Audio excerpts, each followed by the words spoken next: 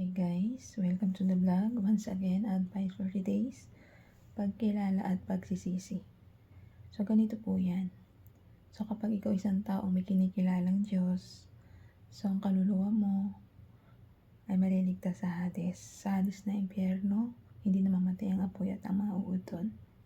At lalong-lalo na nagsisisi ka sa mga kasalanan ginawa mo dito sa mundong ibabaw na ito. Ang pagkilala po natin sa ating Diyos Ama ay siyang nagbibigay ligtas sa ating kaluluwa. Kapag kasi gumagawa tayo mga gampanin natin dito sa lupa, nagagawa tayo ng kabutihan, hindi tayo nagawa ng mga maling gawa. Puro kabutihan lang po ang ginagawa natin dito. Ay tsak na maliligtas tayo sa impyerno. Pero kung ikaw hindi ka nagbabago at patuloy na bumabalik sa mga mali mong gawa, ay huwag ka na mag-expect yung mga kaluluwa mo ay mapupunta na sa impyerno, hindi po sa paraiso. Dapat po bilang isang mabuting tao, ginagampanan po natin pagiging mabuting tao dito sa ibabaw ng mundo.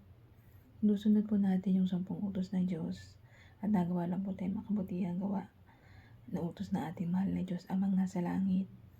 Huwag po tayong gumawa na alam natin ay kasisira ng kaluluwa natin at pagkatao natin, at lalong-lalo na ng kapwa natin.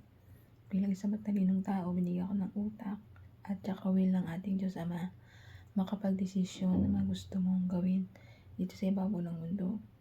May will po tayo kung alam natin yung tama at mali. Huwag po tayong gumawa ng mali na alam natin na magdurusa tayo at mapapahamak tayo.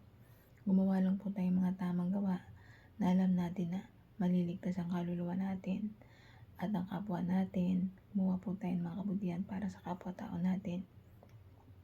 Tumulong, magbigay respeto, lalong-lalo na mahalin natin ang ating magulang. Ang paggawa po natin ng mga mabubuting gawa dito sa ibabaw ng mundo ay magliligtas sa ating kaluluwa. Lalong-lalo na magsisi ka sa lahat ng mga mali mong nagawa at magsisi ka. Ang pagkilala natin sa ating mahal na Diyos Ama ay nagbibigay protection sa atin sa masamang espiritu. Kapag nagiging maka-Diyos po kasi tayo, naliligtas yung kaluluwa natin. Lalong-lalo na sila sa puso at isip natin ang paglilingkod sa Kanya, ang paggawa ng mga mabubuting gawa, ang pagrespeto sa ating kapwa-tao at sa ating magulang. Lalong-lalo na nagsisisi ka sa mga mali mong nagawa o kasalanan dito sa ibabaw ng mundo.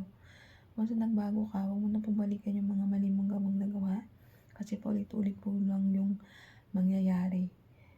Yung mga ginawa mong mali, paulit-ulit lang po yun. Wala kang katahimikan, wala kang peace of mind.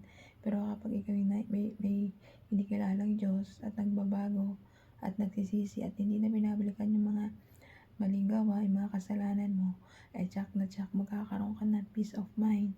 Makikilala mo ating Diyos Ama na buhay na nasa langit. Magserbisyo lang po tayo sa ating kapwa-tao, tumulong at rumispeto. Yan pang gustong-gusto na ating Diyos Amang nasa langit. Kaya ikaw, magbago ka na at magsisi at kilalanin ang nag-iisa nating Diyos Amang nasa langit na buhay. Kaya hanggang dito lang ang advice. Ingat po tayong lahat and God bless.